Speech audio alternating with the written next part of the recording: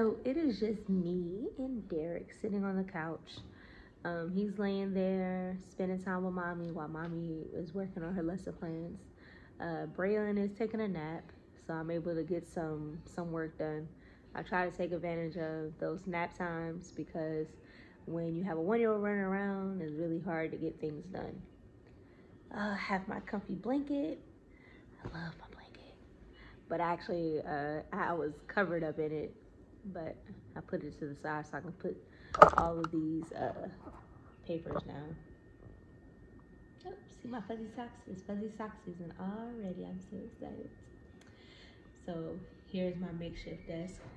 I'm just sitting here on my Chase Lounge, which is my favorite part of my chair. I absolutely love this part of the chair. It's cool. You know, there go Derek in the background. I'm in the process of doing 3 weeks at a time. So I already decided what Derek. I already decided what lesson plan I want to do for each week, but now I'm just putting the standards next to them. We live in Georgia, so our standards are the GELS, which are right here, and I teach the toddler 2 classroom that is 24 to 36 months, 2 to 3 years old. And so in each lesson plan, you want to use a variety of the developmental milestones. During the year, you want to make sure that you hit these several times to make sure that your lesson plan is well balanced. So most of the activities should hit on 1 or more. Some activities can hit on, 2 or 3 different GELDs at one time. This is what I am doing. So I try to batch them all at one time. So I sit down in the beginning of the year and I draft a curriculum sequence for each class that I'm deciding to teach. So for the toddler 2s, this may be the first time that it ever encountered with, letters and numbers. So that's why I decided to go in order, only to make sure that I hit on each one. But with the different themes, I'll also introduce, like for example, fall, F is for fall, P is for pumpkin, F is for farm, A is for apple. So I also incorporate those letters in, our conversations in circle time, and then also in our transition activities. We'll sing songs such as the A says ah, the A says ah, every letter has a sound, the A says ah, and we'll go do motions with the song as well as the first letter of everyone's names. So like D is for Derek, he says duh, and then I would direct that child to either go wash their hands or to go sit at the table. So singing letter songs is something I do all day, and I use it to, like I said, transition to different activities, but it also reinforces those letter sounds. My goal is to teach the children and use as much valuable time as I possibly can. When children are engaged in their singing and dancing, they oftentimes are having so much fun they don't realize that they're learning. So you want to not trick them, but you want them excited about learning. If they're, forced to sit down with paper and pencil, that's not fun. Think back to when you were a kid. Was it really fun when you just had to sit down and do what you're told, and you have to read boring books, the teacher's talking in a monotone? All of that stuff doesn't translate to educational success.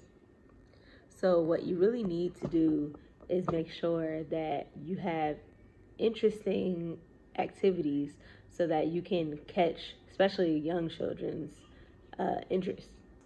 I sort them out by week, and right now I'm just searching for the different gels and writing them down on this lesson plan so that I can submit it in. Apples. So our activities are counting and coloring apples, numbers 1 through 7. We're also going to learn how to trace shapes. That's a hands-on version of writing or pre-writing for young children. So I'm going to give them a shape, and they're going to have to trace it with their hand, which is something easy for us to do, but very hard for young children to do. So it'll give a few minutes apiece to do something else. And we also have a fall items sort. So I'm going to bring in a whole bunch of leaves, acorns, uh, scarecrow like figurines, pumpkins, and they're gonna have to sort those items by size and by color. Not at the same time, because you want to start with one attribute at a time. But as your children develop competency in those areas, you do want to make the activities more difficult. So, like for Derek, he already knows how to sort things by color and then also by size. So then you can move on to sorting by color and by size, or color and by shape, or to make it even trickier, you can do sorting by the first letter sound if you have a variety of items that are the same letter sound. We also have torn paper crafts, which I really like because not only are they cute for the classroom to display, but they also have a fine motor component to it. So they have to tear it with their fingers, and I didn't realize like how hard it is for children to tear with paper. Some children like Derek don't even like ripping up paper. He's not opposed to it now, but he was opposed to it. Never force a child, just give them a few minutes at a time. If it's something that they're not interested in, note the time of day that you tried it. They might be sleepy, they might be hungry, or it might be later in the afternoon where they just had enough for the day. They're just plainly not interested. So note what times your child are most attentive and try to do activities that they may not be interested in during that time. Like I said again, don't force it. Just for you, like as an adult, when you have something that you don't want to do, it's very hard to do it. And with little people, if it's not something that they want to do, they have that natural urge to resist. Yeah, it's funny now, but it is not as funny when you're in the midst of an activity, or your child is just not doing it. I've been there plenty of times. Set up these elaborate setups that you think they're gonna love, and then they play with it for a minute, and it took you like 20 minutes to set it up. So I've been there, and I'm still there. So I feel your pain, definitely, most definitely.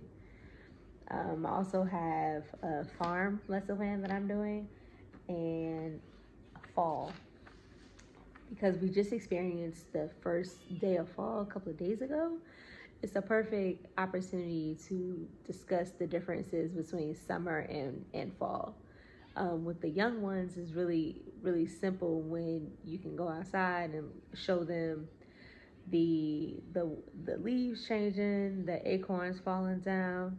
I got it to the point where every time we go outside, we have to collect acorns. Yeah, so I have to make sure I have some kind of bag because we keep bringing acorns into the classroom. They love it though. I'm just tired of my hands being dirty, so I do bring the baby wipes. If you missed the post that I have on my social media about outside bags, that's really a good option to do when you have young kids. Take a tote bag and put some gloves in there, some tissues, and some baby wipes. Put those in the bag, and it's portable for you to take outside. I started it when I took the boys outside, when I was homeschooling them. Have a little bag outside so you don't have to keep going back and forth inside to throw something in the trash. Or you definitely don't want to have runny noses. Oh, that's so gross. No runny noses. And the baby wipes are typically for their hands if they decide that they want to play in the dirt or they fall down, which often happens. Derek was notorious for falling down. Still working on our coordination, but it's okay. He'll get there. I think sometimes he also secretly falls so that he can get attention, just like he's doing back there, so I can see him. But I do see him.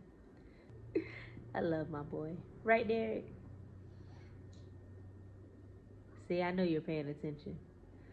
The more you have planned for the before your school year even starts, the more ahead you are, really. So that's why I always outline my lesson plan sequence so the more you have planned out, the easier it is for you when it comes to your planning. So it's really simple for me to do 2 or 3 lesson plans at a time because I already know what letters we're doing, what numbers we're doing, what shapes, the themes. So that's not something I have to come up with all the time.